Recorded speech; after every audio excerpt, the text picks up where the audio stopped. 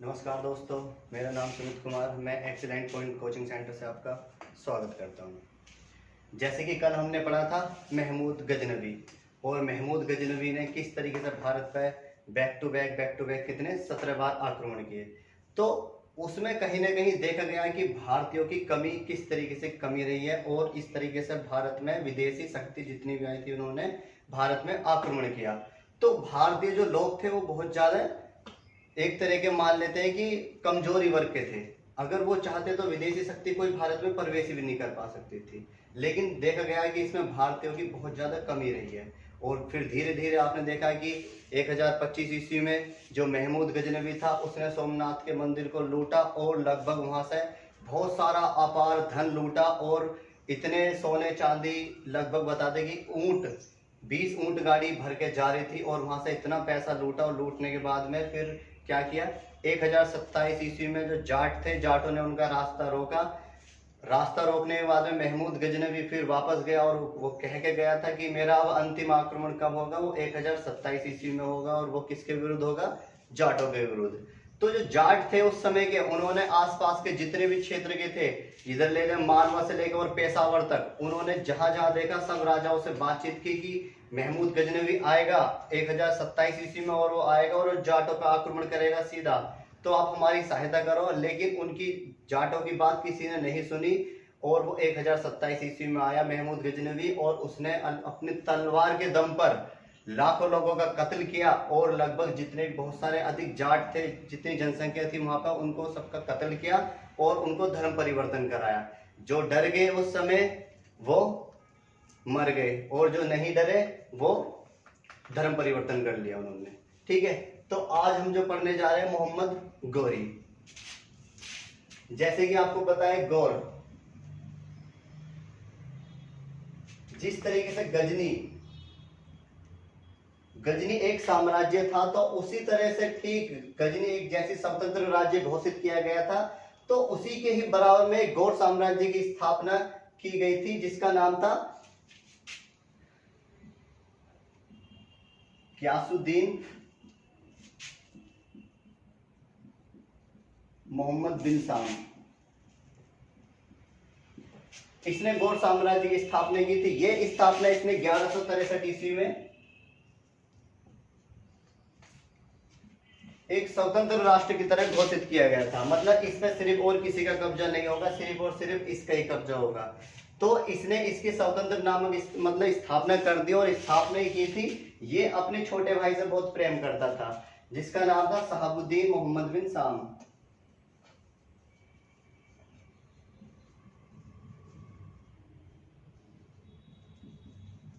मोहम्मद बिन साम ये इसका छोटा भाई था, लेकिन ये अपने भाई से बहुत प्रेम करता था। इसने नाम मात्र के लिए इसकी स्थापना की गौर साम्राज्य को, और इसका वास्तविक जो संस्थापक माना गया वो शहाबुद्दीन मोहम्मद बिन साम को माना गया। ठीक उसी तरह से जो शहाबुद्दीन मोहम्मद बिन साम था, इसका वास्तविक नाम ये था, लेकिन इसको प्यार से इसका भाई इसको मोहम्मद गौरी बोलता था। मोहम्मद गौरी बोलता था। तो आज जो हम पढ़ने जा रहे हैं मोहम्मद गौरी के ही बारे में पढ़ने जा रहे हैं। तो जिस तरीके से महमूद गजनवी ने भारत पर बैक टू बैक 17 बार आक्रमण किए, तो उसी तरह से जो मोहम्मद गौरी था, मोहम्मद गौरी ने भी सोचा कि मैं भी क्यों ना भारत जाऊं, और भारत में जाके क्या करूं, वहां से अपार धन जितना भी सोना चांदी पैसा वो लूटूं, और क्या करूं, मुस्लिम धर्म को अधिक से अधिक बढ़ावा दूं, और वहां पे क्यों ना अपना राज्य स्थापित किया जाए। तो इसको देखते हुए मोहम्मद गौरी जो था, ये 1100, आपको पता है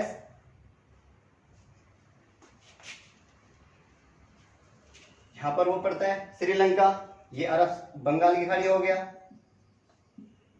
हिंद महासागर, और ये अरब सागर। और आपको पता है यहीं पर क्या पड़ता है, ये अफगानिस्तान, और ये पूरे का पूरे इधर पाकिस्तान पड़ता है यहाँ पर। और अफगानिस्तान से ऊपर ही यहाँ पे क्या बसा हुआ था, ये गौर। और जो अफगानिस्तान है, अफगानिस्तान को पार करते ही यहाँ पर पड़ता है मुल्तान। तो भारत में प्रवेश करने के लिए कहीं ना कहीं जैसी जिस तरीके से भारत में प्रवेश करते हैं उससे पहले क्या पड़ता है अफगानिस्तान, और अफगानिस्तान से ऊपर नीचे की तरफ आते हैं दक्षिण भारत की तरफ तो क्या पड़ता है मुल्तान। तो भारत में युद्ध करने के लिए, प्रवेश करने के लिए जो कोई भी आएगा सबसे पहले उसे मुल्तान को पार करना पड़ेगा। तो जैसे मोहम्मद गोरी यहाँ से 1163 ईस्वी में गौर साम्राज्य की स्थापना हुई, और 1175 ईस्वी में जब ये गौर पे गद्दी में बैठा, और गद्दी में बैठने के बाद में सीधा इसने भारत में प्रवेश किया। प्रवेश करने के बाद तुरंत ही जो मुल्तान पड़ा, इसने 1175 ईस्वी में सबसे पहले मुल्तान विजित किया। मुल्तान में इसकी पहली विजय प्राप्त हुई, और जैसी इसकी विजय प्राप्त हुई तो ये 1176 ईस्वी में भारत में प्रवेश कर गया। जैसे भारत में प्रवेश करा तो इसे लगा, इसने सोचा कि जिस तरीके से महमूद गजनवी आया था और उसने भारत पर आक्रमण किया और यहाँ से अपार धन लूट के ले गया था, और क्यों ना मैं भी इस तरीके से क्या करूं, यहाँ से धन लूट के ले जाऊं। तो इसने देखा जो महमूद गजनवी आया था वो कहां पर आया था, जो यहाँ पर क्या पड़ता है ये सौराष्ट्र, सौराष्ट्र जो आज क्या है गुजरात, सौराष्ट्र पड़ता है। और सौराष्ट्र में उस समय जो एक वंश चलता था यहाँ पर गुजरात में ही, इसका नाम था चालुक्य वंश। और चालुक्य वंश के जो उस समय के जो शासक थे, जो महमूद गजनवी आया था तो वो था भीम प्रथम या मूलराज प्रथम।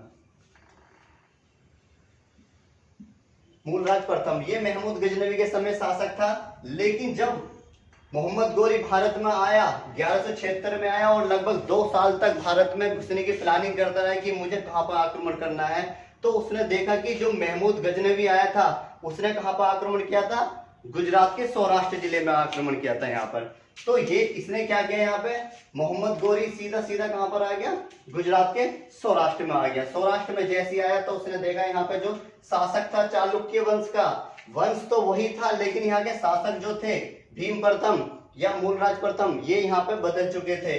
और उस समय जो शासक था यहाँ पर भीम द्वितीय या मूलराज सेकंड, ये शासक थे। बताते हैं कि जो चालुक्य वंश के सबसे प्रतापी और महान शासक थे वो भीम प्रथम ही थे। तो जैसे यहां से मोहम्मद गोरी भारत में प्रवेश किया और आने के बाद में सीधा कहां पर आया, सौराष्ट्र। और सौराष्ट्र में आने के बाद में 1178 ईस्वी में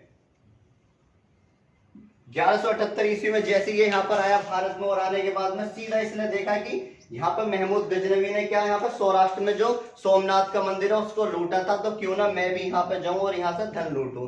तो 1178 ईस्वी में ये आया, और आने के बाद में इसने सीधा आते यहाँ पर आक्रमण कर दिया। कहां पर, गुजरात के सौराष्ट्र में सोमनाथ के मंदिर पर। जैसे यहाँ पर आक्रमण किया तो उस समय जो शासक था यहाँ गुजरात का सौराष्ट्र का, वो था भीम सेकंड या मूलराज सेकंड। तो इसने क्या करा, यहाँ पर मोहम्मद गोरी को पकड़ लिया भीम प्रथम ने, और पकड़ने के बाद में उसे पीटा मारा यहाँ से, और यहाँ से वापस इसको भगा दिया। जैसे इसको भगाया, यहाँ पे मोहम्मद गोरी की क्या थी, ये पहली पराजय थी भारत में। जैसे ये गया वापस तो इसको इतनी बुराई मिली इसके वहां पर गौर साम्राज्य के वहां पर गौर में कि तू भाई हार गया, पहली तेरी भारत में जाती हार हुई तो तू आगे कुछ नहीं कर पाएगा। तो इसको देखते हुए आपको पता है कि यहां पर ये उत्तर भारत में यहां पर एक वंश चलता था उस समय, चौहान वंश। चौहान वंश। और उत्तर भारत के उस समय जो चौहान वंश के जो प्रतापी जो राजा थे वो थे आपके पृथ्वीराज चौहान।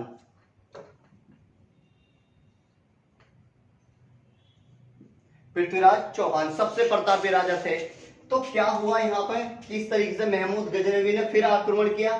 तो जो चौहान वंश के शासक थे प्रतापी राज मतलब पृथ्वीराज चौहान थे, तो इन्हीं की ये कहां के शासक थे, अजमेर के। अजमेर के शासक थे, इन्होंने ही अपनी राजधानी अजमेर को ही बना रखा था। तो यहीं पर एक और शासक रहते थे राजस्थान में ही, जयचंद। जयचंद एक शासक और थे अजमेर, यही इसके चंद्रावर के शासक थे ये जयचंद। तो क्या हुआ यहाँ पे, महमूद गजनवी किस तरीके से भारत में फिर से प्रवेश किया उसने। तो क्या कारण बताते हैं, जो जयचंद था जयचंद की एक पुत्री थी जिसका नाम था संयोगिता।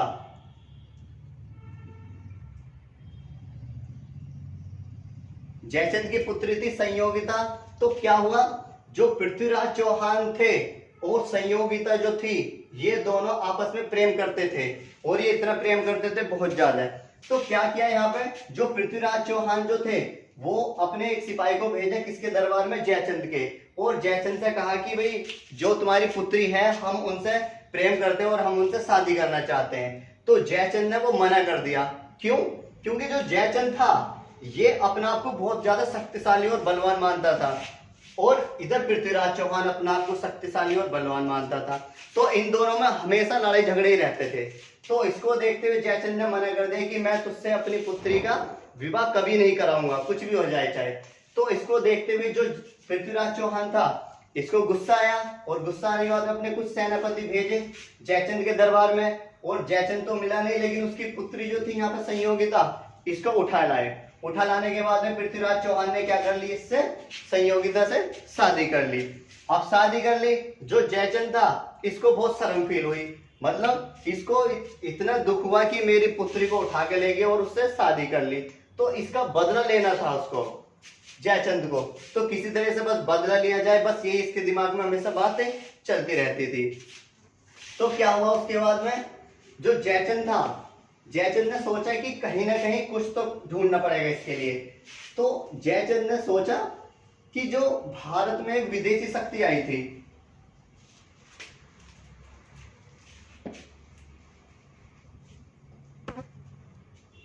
भारत में एक विदेशी शक्ति आई थी जिसका नाम था मोहम्मद गोरी।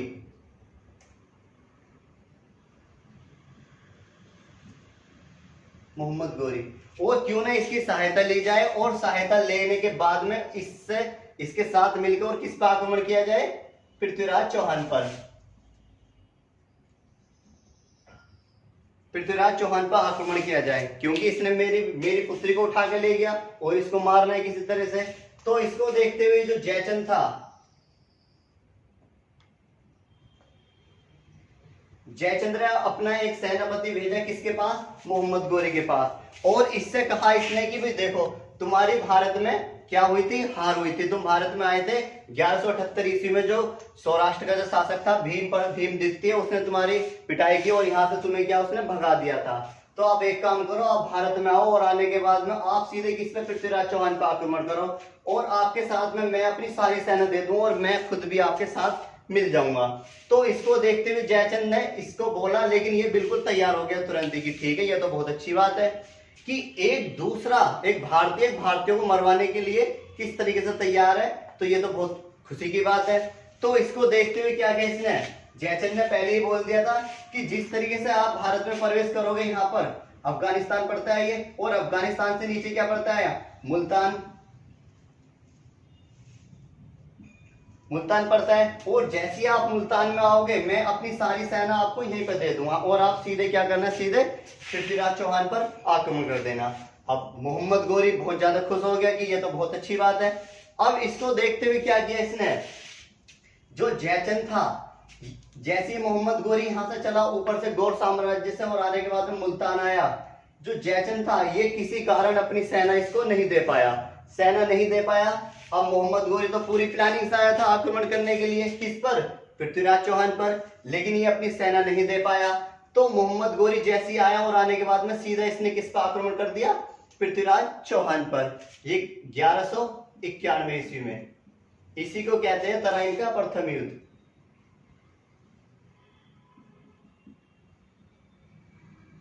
तराइन का प्रथम युद्ध ये इतना भयंकर हुआ, उसमें जो पृथ्वीराज चौहान था, पृथ्वीराज चौहान का एक सेनापति था जिसका नाम था गोविंद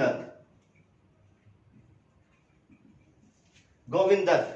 जब ये युद्ध चल रहा था 1191 ईस्वी में, तराइन का प्रथम युद्ध मोहम्मद गोरी और पृथ्वीराज चौहान के मध्य, जो गोविंद दत्त था पृथ्वीराज चौहान का सेनापति, ये इस युद्ध में लड़ रहा था।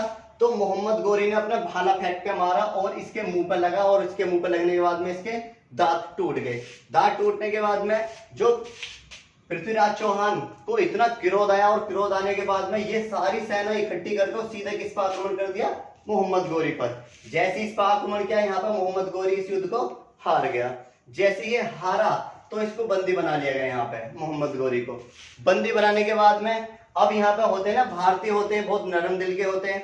तो इसने सोचा पृथ्वीराज चौहान ने, चल क्यों ना मारूं, क्यों मारूं मैं इसको, एक दिन मतलब एक बार और इसको मौका दिया जाए, यहाँ से भगा दिया जाए। तो इसने माफी मांगी कि मैं आपके भारत में आक्रमण नहीं करूंगा, मुझे माफ कर दो। तो यहाँ से पृथ्वीराज चौहान ने किसको, मोहम्मद गौरी को यहाँ से भगा दिया। जैसे इसको भगाया, अब जो जयचंद था,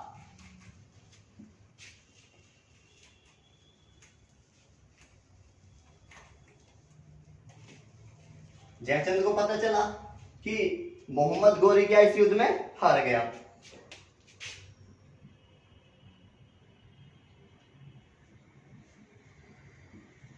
इस युद्ध में हार गया।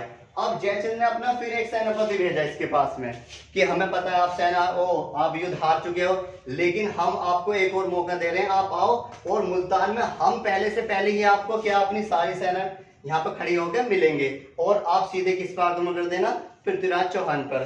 तो मोहम्मद गौरी ने कहा कि तुम मुझे ऐसे ही पिटवाते रहना, इस तरीके से बोला। लेकिन इसके सेनापति था, उसने बोला कि एक बार आप आओ तो सही। तो इसने सोचा चलो एक बार और देख लेते हैं। तो हुआ यही 1192 ईस्वी में।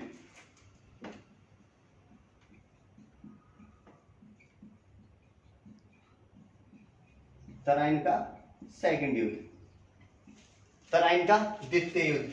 मोहम्मद गौरी जैसे ऊपर से आया और कहां पर, ये मुल्तान में यहीं पर आया, और आने के बाद में जयचंद ने अपनी सारी सेना इसको दे दी, और देने के बाद में मोहम्मद गौरी और जयचंद दोनों एक हो गए। होने के बाद में जो पृथ्वीराज चौहान था,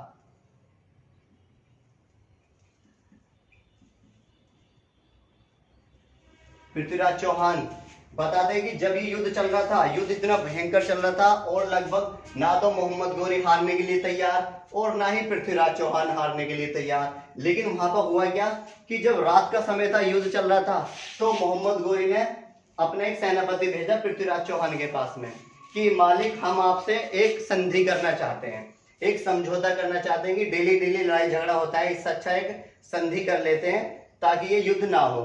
तो पृथ्वीराज चौहान ने कहा चलो ठीक है, देख लेते हैं।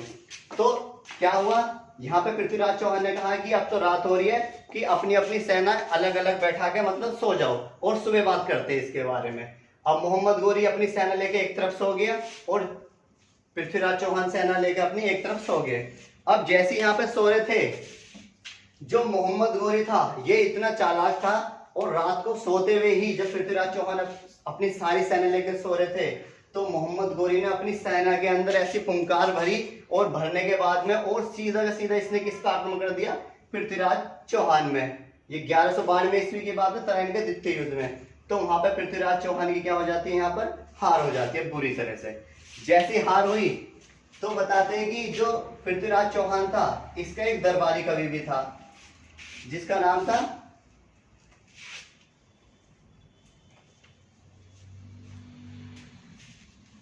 चंद्रबरदाई।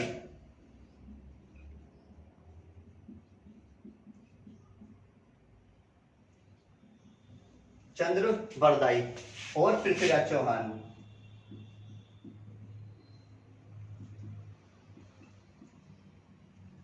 पृथ्वीराज चौहान, इन दोनों को बोलते हैं कि ये जन्म और मरण के साथी हैं, क्योंकि इनका जन्म भी साथ हुआ था और ये मरे भी साथ थे। क्योंकि जो चंद्रबरदाई की जो पुस्तक थी पृथ्वीराज रासो,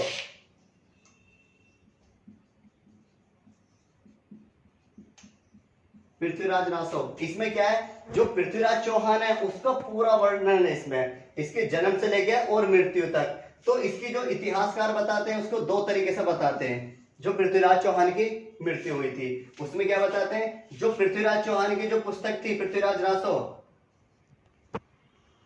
इसकी जो पुस्तक थी पृथ्वीराज रासो और इतिहास,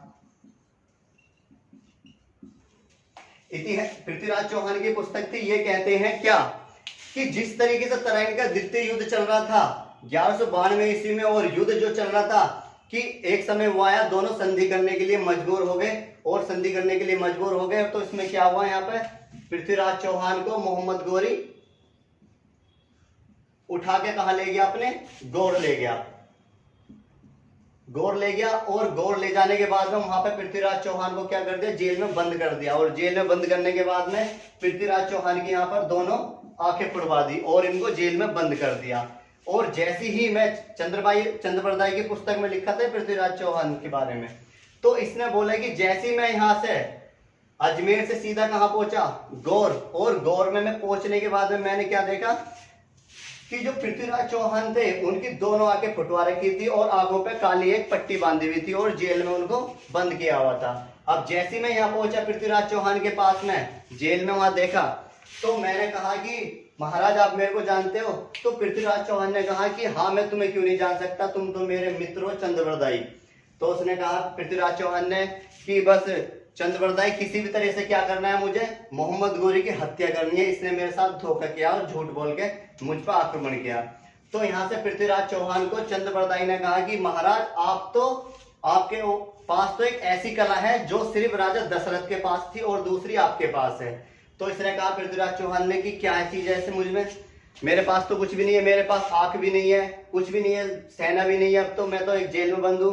तो इसने कहा चंद्रबरदाई ने कि आप तो शब्दवेदी बाण चलाना जानते हो। शब्दवेदी बाण एक तो राजा दशरथ जानते थे और दूसरा पृथ्वीराज चौहान था। शब्दवेदी बाण वो होता है कि जहां पे कोई शब्द बोल दे तो वहां पे तीर तुरंत ही मार दे, वो वही मर जाता था। तो वो इसको कला आती थी पृथ्वीराज चौहान को। तो होता है क्या, पृथ्वीराज चौहान ने कहा इससे कि बस किसी भी तरह से मुझे क्या करना है, मुझे मोहम्मद गोरी की हत्या करनी है। तो यहां से दोनों ने प्लानिंग की बढ़िया करके। अब जो चंद्रबरदाई था वो सीधा कहां पहुंचा, यहाँ पर महल में पहुंचा, किसके, गोरी के, मोहम्मद गोरी के। और मोहम्मद गोरी के दरबार में पहुंचने के बाद में इससे कहा मोहम्मद गोरी से कि महाराज के, और उसी समय क्या था, पृथ्वीराज चौहान को फांसी लगने वाली थी उसी दिन में। तो चंद्रबरदाई जैसे गोर के पास पहुंचा मोहम्मद गोरी के, तो इसने कहा कि महाराज आप इसको जब भी मार रहे हो, लेकिन इसको एक ऐसी कला आती है जो शायद किसी को नहीं आती। तो इसने कहा मोहम्मद गोरी ने कि क्या आता है? तो इसने कहा कि इसको शब्दवेदी बाण चलाना आता है। कि ये क्या होता है कि जो व्यक्ति जहां पे बोलता है वहां पे तीर मार सकता है। तो ये वाला मोहम्मद गोरी कि तुम भारतीय हो ना, तुम ऐसे ही हो, ये इन चीजों में विश्वास करते हो, लेकिन ऐसा कुछ नहीं है। तो यहाँ से चंद्रबरदाई ने कहा कि महाराज आप एक बार देखो तो सही, अगर ऐसा नहीं होता है तो मेरी भी इसके साथ में हत्या कर देना, मार देना। तो यहाँ पे चंद्रबरदाई इसको समझाया और उसने कहा ठीक है चलो, मोहम्मद गोरी मान गया कि चलो देख लेते एक बार तुम्हारा शब्दवेदी बाण भी किस तरीके से होता है। अब पृथ्वीराज चौहान और चंद्रबरदाई ये दोनों आ जाते हैं और एक तरफ खड़ा हो जाता है यहाँ पर चंद्रबरदाई और एक तरफ हो जाता है पृथ्वीराज चौहान। पृथ्वीराज चौहान को यहाँ पे तीर दे दिया जाता है और ऊपर कौन बैठ जाता है, होता है ना राजा महाराजा होते हैं जो सीट गद्दी पे सबसे ऊपर बैठे हुए होते हैं। तो इसको देखते हुए यहाँ पे चंद्रबरदाई था, यहाँ पर पृथ्वीराज चौहान था यहाँ पर। तो चंद्रबरदाई ने कहा कि महाराज आप बोलिए जब तो ये तीर मारेंगे, क्योंकि इसकी आंखों पे आंखें फूटी हुई थी दोनों और आंखों पे काली पट्टी बंधी हुई थी। तो यहां से इसने कहा मोहम्मद गोरी ने कि पृथ्वीराज चौहान मैं यहाँ पर हूं, आओ और मुझ में तीर मारो। तो यहां से चंद्रबरदाई ने कहा कि पृथ्वीराज चौहान ने 20 हाथ 4 गज अष्टुल अंग प्रधान, ताव पे बैठा है सुल्तान मत चूके चौहान। मतलब 20 हाथ 4 गज अष्टुल अंग प्रधान, ताव पे बैठा है सुल्तान मत चूके चौहान। अब इतनी ही बात यहाँ पे सुनी थी पृथ्वीराज चौहान ने और सुनते ही तुरंत यहाँ से इसने तीर मारा और सीधा जाते ही इसके गले में लगा और यहाँ पे क्या लगते ही क्या हो गई, मोहम्मद गोरी की यहाँ पर मृत्यु हो गई थी। ये कौन बताता है? जो चंद्रबरदाई की जो पुस्तक थी पृथ्वीराज रासो, ये सारी चीज बताती है इसकी पुस्तक। तो ये बताता है कि चंद्रबरदाई की जिस तरीके से मोहम्मद गोरी की हत्या कर दी थी पृथ्वीराज चौहान ने, तो उसके बाद में क्या किया, हमने तलवार निकाली और चाकू निकाला, यहाँ पे एक दूसरे के पेट में दे दिया और इस तरीके से हम दोनों की मृत्यु हो गई थी। तो होता क्या यहाँ पर, ये कौन बताता है? पृथ्वीराज रासो की पुस्तक बताती है। लेकिन जो इतिहासकार बताते हैं वो क्या बताते हैं कि जो तराइन का द्वितीय युद्ध चल रहा था 1192 ईस्वी में, वहां पे क्या हुआ, 1192 ईस्वी में जब ये युद्ध चल रहा था तो वहां पे पृथ्वीराज चौहान की हार हुई और हार होने के बाद में यहाँ पे पृथ्वीराज चौहान को पकड़ लिया गया।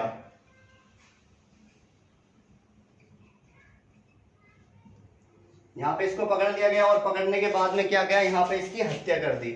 कौन बताते हैं ये? इतिहासकार के अनुसार। लेकिन आप सभी को किसके अनुसार चलना है? इतिहासकार के अनुसार। अगर पृथ्वीराज चौहान के इसकी पृथ्वीराज रासो की पुस्तक के अनुसार पूछे किस तरीके से मृत्यु हुई थी तो वो बताना है, और बाकी इतिहास के अनुसार तो यही बताना है। तो यहाँ पे चलते इसको पृथ्वीराज चौहान को यहाँ पर 1192 ईस्वी में इसकी हत्या कर दी गई, और हत्या करने के बाद में यहाँ पर ही कौन बस गया यहाँ पर अब भारत में? मोहम्मद गोरी। मोहम्मद गोरी भारत में ही रहने लगा।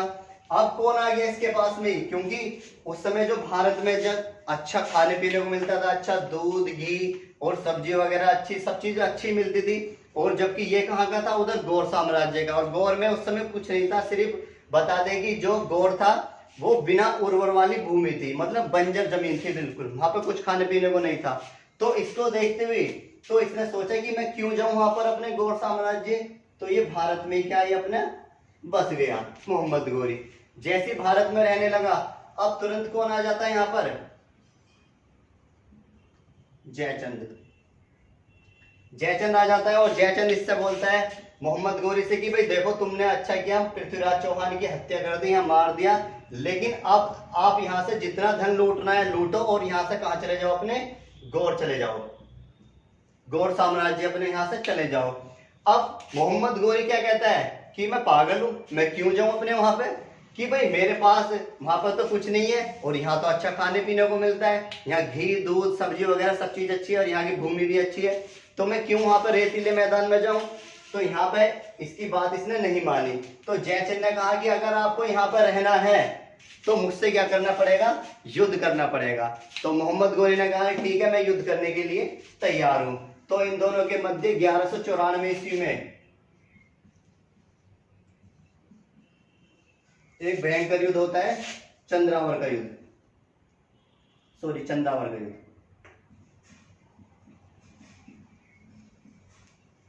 चंदावर का युद्ध, और उस युद्ध में मोहम्मद गोरी और जयचंद के मध्य इतना भयंकर युद्ध होता है, और इस युद्ध में जो था ये जयचंद इस युद्ध में हार जाता है, और मोहम्मद गोरी यहाँ पर पूरी तरह से भारत में अच्छे से काबिज हो जाता है, और इसको भारत में रोकने वाला कोई नहीं था। जब ये युद्ध चल रहा था तो इस तरीके से बैक टू बैक क्या करता गया था? भारत में आक्रमण किया गया था। तो होता क्या था यहाँ पर, जब 1194 ईस्वी में इसकी हत्या कर दी गई थी जयचंद की, तो मोहम्मद गोरी का एक सेनापति था, बताते हैं इसके 2-3 सेनापति थे। इसका एक सेनापति था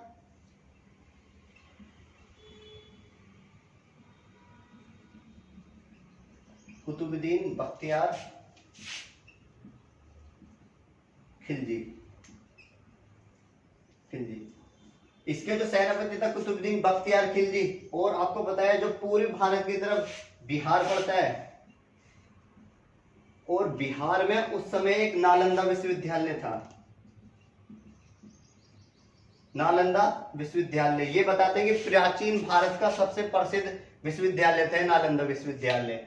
तो इसको एक बीमारी थी त्वचा, कुतुबुद्दीन बख्तियार खिलजी को इसको एक त्वचा बीमारी थी, और वो बीमारी इसकी ठीक नहीं हो रही थी। तो इसको पता चला कि नालंदा विश्वविद्यालय बहुत अच्छा विश्वविद्यालय है, क्यों ना इसको यहाँ पे इलाज किया जाए। तो बताते हैं कि ये अपना इलाज कराने के लिए यहाँ पर गया, और इसका इलाज भी सफलतापूर्वक यहाँ पर हो गया।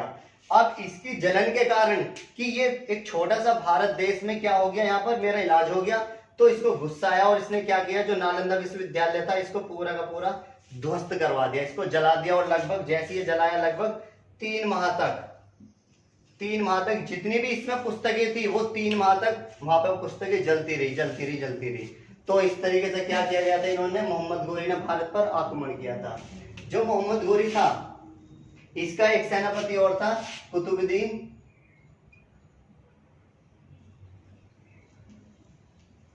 ऐबक।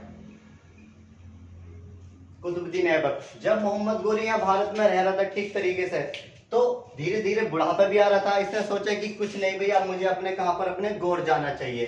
तो मोहम्मद गोरी अपना सारा कुछ कुतुबुद्दीन ऐबक को दे देता है, और सीधा यहाँ से भारत से कहां की तरफ जाता है, गौर की तरफ जाता है। जैसे ही ये गौर की तरफ जा रहा था तो ऊपर जम्मू कश्मीर पड़ता है,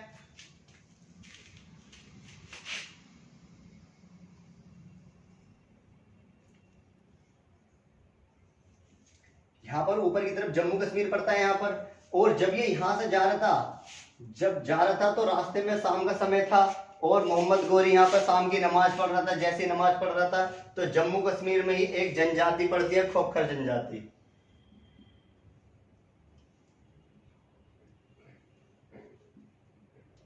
खोखर जनजाति। और इन खोखर जनजातियों के लोगों ने जब शाम के समय मोहम्मद गोरी नमाज पढ़ रहा था तो खोखर जनजाति के लोग आगे और पीछे से मोहम्मद गोरी की क्या कर दी, मृत्यु कर दी थी। तो इस तरीके से मोहम्मद गोरी मारा गया। ठीक है, तो अब भारत में कौन बचा, कुतुबुद्दीन ऐबक। और कल हम पढ़ेंगे कुतुबुद्दीन ऐबक ने किस तरीके से भारत में गुलाम वंश की स्थापना की। और यहीं से शुरू हो जाता है 1206 से दिल्ली सल्तनत, और फिर धीरे धीरे दिल्ली सल्तनत 1206 से लेके और कब तक, 1857 क्रांति तक ये चलता रहता है। कुतुबुद्दीन एक ऐसा था ऐबक, क्योंकि ये किसका गुलाम था, इसका सेनापति भी था और इसका गुलाम भी था। जो मोहम्मद गोरी जो था, कुतुबुद्दीन ऐबक को लगभग बताते हैं कि एक निजार सा एक इराक और ईरान में एक पैठ लगती थी, मतलब बाजार लगता था। तो वहां से मोहम्मद गोरी किसको खरीद कर लाया था, कुतुबुद्दीन ऐबक को इसको खरीद कर लाया था। कहां से, निजार सा बाजार में से खरीद कर लाया था। और इसको अच्छे से तलवार भाले वगैरह चलाने सिखाए थे इसको। तो इसको बताते हैं कुतुबुद्दीन ऐबक को, ये इसका गुलाम भी था और इसका अच्छा एक सेनापति था, क्योंकि ये सबसे अच्छा निपुण, तलवार चलाने बहुत अच्छा निपुण था और बहादुर था बहुत ज्यादा। तो इसलिए मोहम्मद गोरी अपना सारा इसको छोड़ के जैसे जा रहा था तो वहां पर खोखर जनजाति के लोगों ने इसकी मृत्यु कर दी थी। तो कल हम जो पढ़ेंगे कुतुबुद्दीन ऐबक ने किस तरीके से भारत में गुलाम वंश की स्थापना की, और यहीं से शुरू हो जाता है आपका दिल्ली सल्तनत। ठीक है, तो क्वेश्चन पूछे जाते हैं बहुत अधिक, जैसे 1191 ईस्वी में कौन सा युद्ध हुआ था, तो तराइन का प्रथम युद्ध हुआ था। दूसरा युद्ध 1192 ईस्वी में, और चंदावर का युद्ध 1194 ईस्वी में। पहला युद्ध किस किस के बीच हुआ था, पृथ्वीराज चौहान और मोहम्मद गोरी के बीच में, जिसमें मोहम्मद गोरी के पहले युद्ध में हार हुई। और दूसरा युद्ध कब हुआ था, 1192 ईस्वी में। वो किस किस के बीच हुआ था, मोहम्मद गोरी और पृथ्वीराज चौहान के बीच में, जिसमें पृथ्वीराज चौहान की यहाँ पे मृत्यु हुई थी। अच्छा, पृथ्वीराज चौहान का दरबारी कवि कौन था, चंद्रबरदाई। और जिसकी पुस्तक कौन सी थी, वो पृथ्वीराज रासो। वो पुस्तक भी पूछ लेता है कि पृथ्वीराज रासो के लेखक कौन है, वो चंद्रबरदाई थे। ठीक है, धन्यवाद, आज के लिए इतनी काफी है, कल मिलते हैं।